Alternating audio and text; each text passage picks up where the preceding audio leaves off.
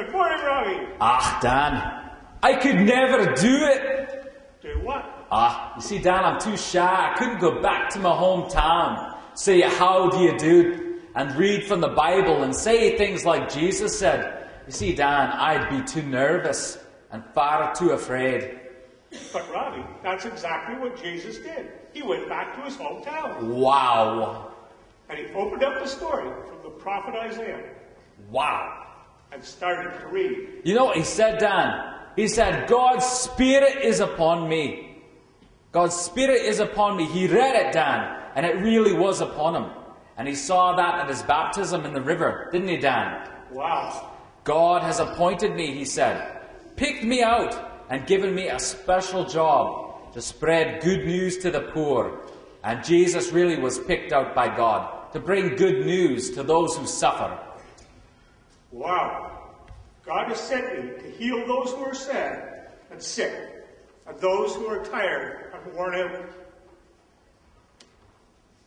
God sent Jesus to offer hope and love to everyone who is all tied up in knots, whose voice doesn't get heard.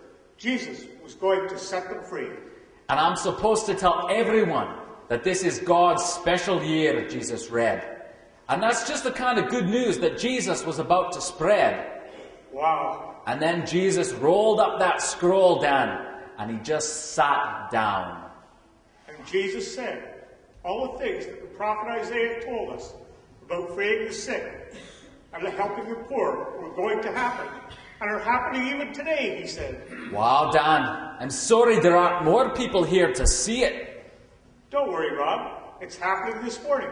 And it happened yesterday. And it will happen again tomorrow. You see, Jesus came to show us the way.